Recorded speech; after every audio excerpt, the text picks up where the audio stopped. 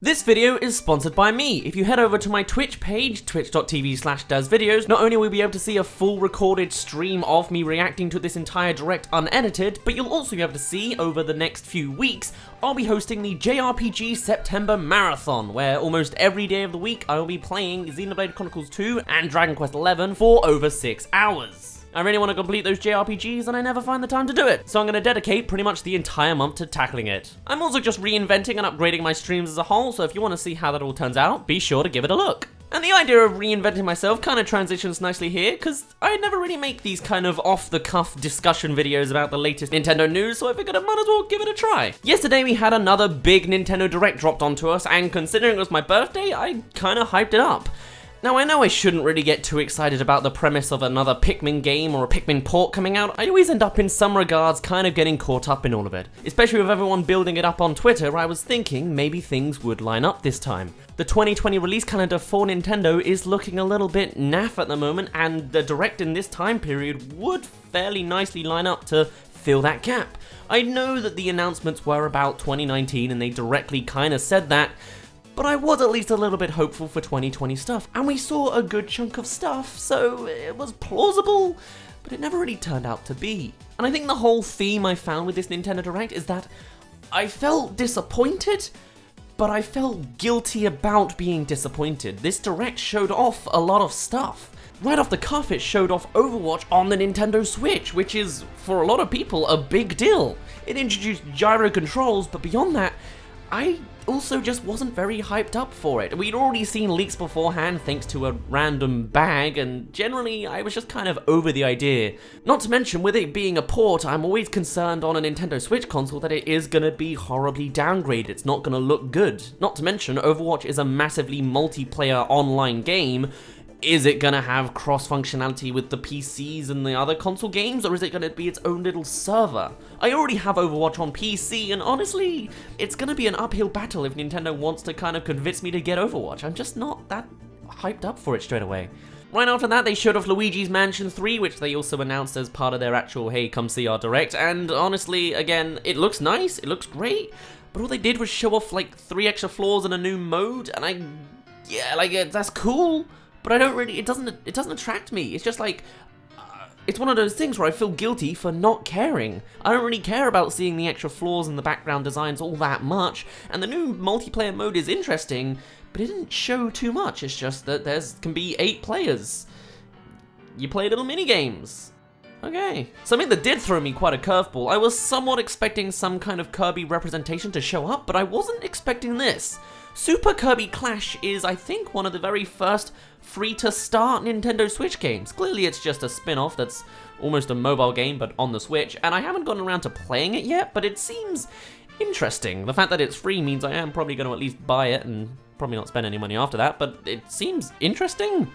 That's about all I can say. I think a lot of these reveals, and just this Nintendo Direct as a whole, has just been an okay experience. It's nice to get them in, but it's not going to hype you up for too much. That being said, the very next thing Nintendo showed off was the Trials of Mana remake. Now, I have no experience with the Trials of Mana and all the Mana-y, series-y, franchise-y stuff. I'm too young for that kind of stuff, but I do like this. The way it's been redone in this 3D design and the fact that it's launching in 2020 in like April, I'm probably gonna get it, honestly. It looks really nice. I like it. I'm trying to get more into RPGs. It lines up for me. But I think I kind of like that more because I already know the title is well received by fans and it just looks like my kind of aesthetic, but either way, it's a game that I'm interested in. One that really did throw me through a loop though was Return of the Obra Dinn. The title design, for some reason, I really don't like. It looks like an old like Game Boy Atari almost kind of game, which doesn't really fit in with my thing. The actual concept looks interesting. The fact that it is a 3D mystery game where you're trying to work out the story of how this ship got destroyed, it looks interesting. It's certainly got a very odd art style that draws me in. It's coming out in autumn 2019, and I'm doubtful I'm gonna actually spend money on it, but it's like a cool thing to window shop at, you know? It's nice to look through a pane of glass with. Right after that is the well-hyped-up Town game, now officially called Little Town Hero, and honestly, I've kind of fallen off of interest for this. It's cool that Toby Fox is doing the music. I'm really glad to see Toby Fox actually making his way properly in the industry and doing all sorts of cool stuff. The game's coming out in October, but I don't like the game design. I was really expecting it to be some kind of big open RPG with like a little bit of like, I don't know, Yokai Watch designs, or a little bit of, I guess, like Ni no Kuni, kind of like, you know, it had a certain design. It's made by Game Freak, so it's cool to see them spitting off of the normal Pokemon route and doing something new, but it just looks, nah, it looks minimal, it looks low budget. The gameplay could be interesting with the combinations of things you gotta do, but moving around the map as like a bunch of, not even grids, it's just designated sections for a small mini battle, it just doesn't look as good as I was hoping it would be. I'd want to run around freely and go places. It just looks like, I don't know. It reminds me of some other board game I remember people playing, but it's just not the game I want it to be, and I'm probably not going to get it anymore. Right after that, we had, of course, the massive announcement of Smash content, obviously. We hear that Banjo-Kazooie is available today, which wasn't really a surprise. I mean, it was nice to actually have. People were hyped up for it. Everyone loves Banjo-Kazooie, and I am also a fan of Banjo-Kazooie, but I think I'd be way more hyped up for a Switch port than I am the actual DLC character. Like, I like the concept of them being there, but I'm not enough of a Smash fan to pay extra money to play those DLC characters. I imagine if Banjo is your absolute favorite franchise, then yeah, it would make sense, but it was just more of a cool thing to see, and I'd like to look up trivia on the guy, but that's about as far as my interests go on that. It was nice actually seeing Sakurai advertising fans to play Banjo on Xbox, but that does also pretty much confirm that Banjo's not appearing on the Switch, which is fair enough, but it was a nice thing to watch, but that's about it. Then came the big Smash reveal of who's actually going to be next in Smash, and I enjoyed the sequence, obviously the idea being that it's in this arcade game that nobody really remembers if you're my age, and it was going through all these characters that wanted that letter but didn't grab it, and in the end we get Terry Bogard. Who's that? I mean, obviously it's fine, it's representing an old arcade game, and I mean, actually, that kind of makes sense. You know, we've got representation of pretty much every other console, but having that kind of arcadey, old school fighting game, dude, yeah, like, it makes sense.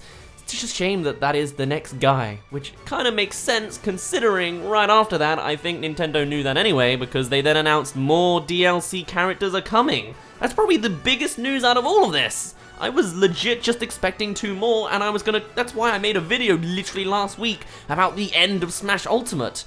I'm very much imagining this Smash Ultimate game must be like the last, and all that's next really is adding in slowly more characters and then just porting it over to future games or something like that, because it's so definitively designed now that there's so little options to actually make a better game than this. It's just not gonna happen. But hey, I'm still hyped up about it. If anything, I'm actually getting a little fatigued that there's so much to wait for and so many characters to go through and predict, but you know, it's good news. Everyone's probably gone bonkers about that news, if not the one way later on, but we'll get to that eventually. Still, good stuff. I'm not gonna buy it, but it's cool to see. It's a shame I don't know Terry, but from what I can tell, a lot of people didn't know Terry, which makes sense. Right after that, we come back to Link's Awakening, and there's not really too much to see here, just a few little extra bits here and there, and also there's some amiibo support. You know, it's your standard stuff. It's one of those things where it's just more of a reminder that the game exists, really. Like, I like the concept, it looks nice, I'll probably watch someone else play it, because I'm not going to drop 50 quid on this game, but oh well. We also got a little bit more footage of Dragon Quest XI Definitive Edition, now featuring the Champions Pack, which I assume is a DLC pack. Again, cool, I can only really give a thumbs up like that one kid. Right after that, we then got the Tokyo Mirage Session Fire Emblem Encore game.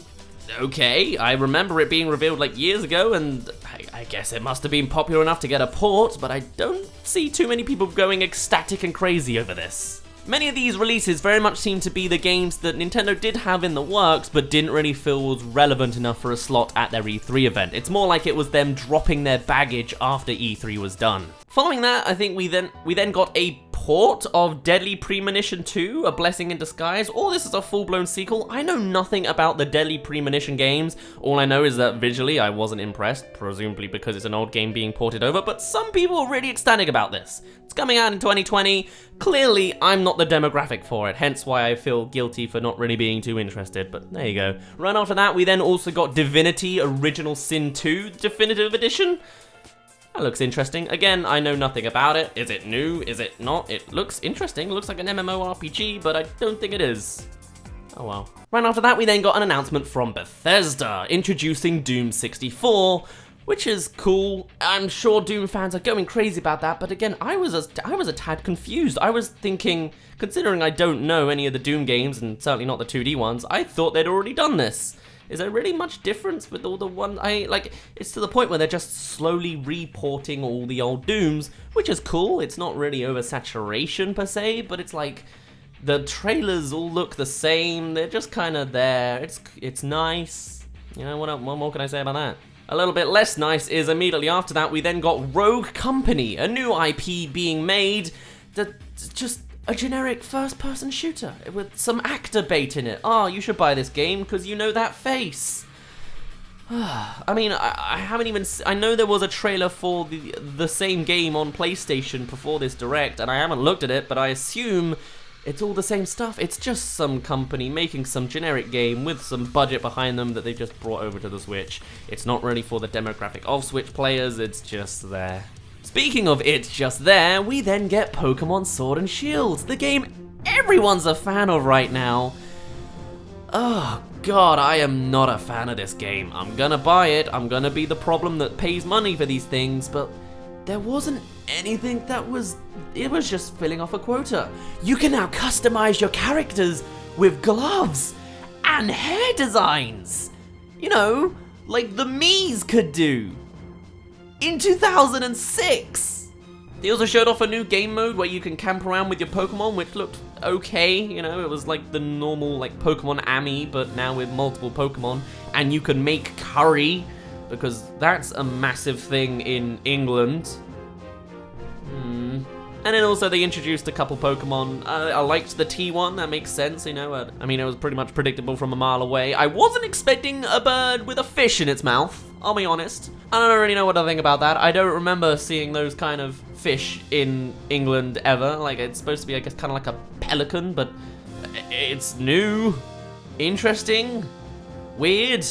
What was a little impressive though, that was kind of overshadowed by the fact that people were already kind of predicting and leaking and expecting it, was SNES games on the Nintendo Switch Online Collection. I did have the wonderful moment of trying to open it up this morning, only to find out that it actually comes out on the 6th, not the 5th, so that's very fun. But the games being shown off are pretty rad. There are 20 to start off right at the bat, I believe. We get all kinds of massive ones like Super Mario Kart, Kirby's Dream Course, Yoshi's Island, F-Zero, A Link to the Past, Star Fox, Super Mario World, and Stunt Race FX. Okay, sure.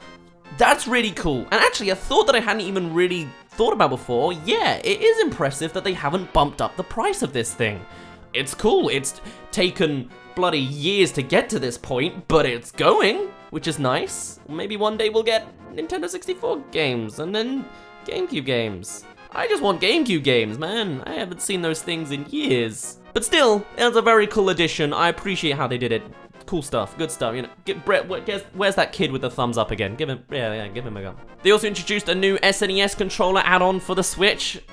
Cool. Again, you know, this guy, should I just keep him in the corner? Maybe I just keep him there the whole time. It really is what makes the most sense.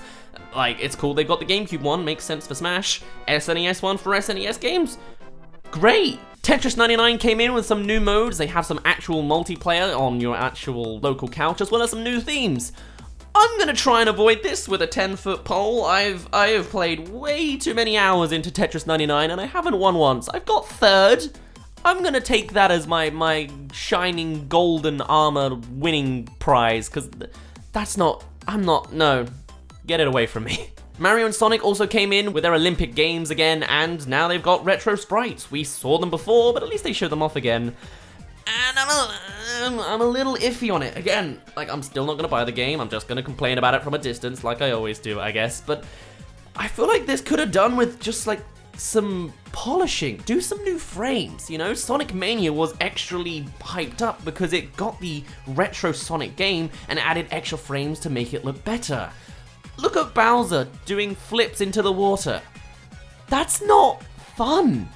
Like, it's like, wow, it looks like Bowser in 1986 or 1985. But like, imagine like, even just simple things like Knuckles jumping up on the vault. What if you had a little more frames to like make it more fluid? That would have been a lot more interesting to me.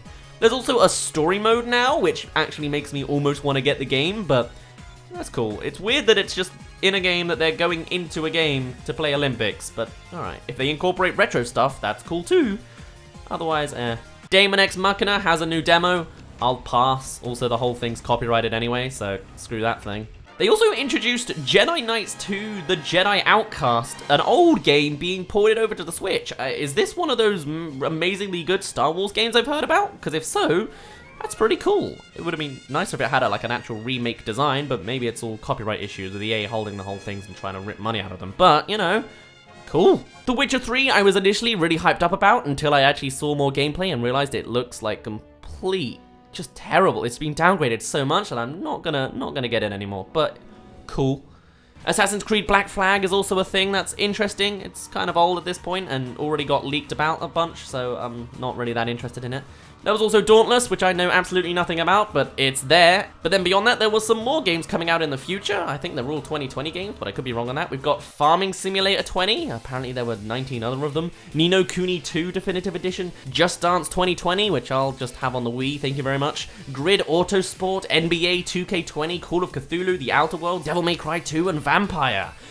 I'm not interested in pretty much any of these games, but it's cool that they're there. Again, it's like, there were so many announcements Nintendo had to give out. There were like 30 to 50 major announcements in this thing, but it all just feels basic and watered down and like not even mid-tier. It's just like, the GIF just represents all of it. There's nothing hyped me up that much.